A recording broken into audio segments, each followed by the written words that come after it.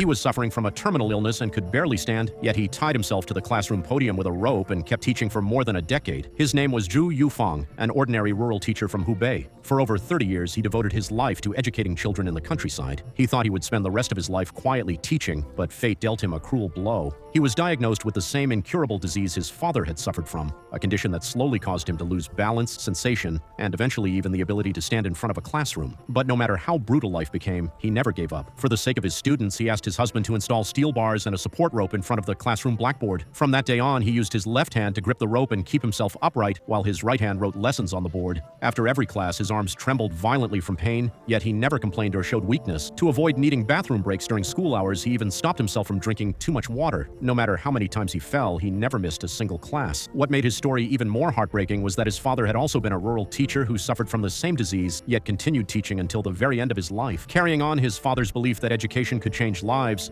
Zhu Yufang held on to that same determination. Only when his hands could no longer pull against the rope did he finally step away from the podium in tears. Even after leaving the classroom, he stayed at the school to continue caring for the children, becoming a loving guardian figure to them. To all those warm-hearted souls chasing their dreams, keep running toward the light. Even if life wears you down, it does not mean you are walking alone. Whenever I've been hurt, whenever I've stood in the pouring rain, you still looked at me like a flower ready to bloom. So let that tiny dream keep growing, keep burning brightly.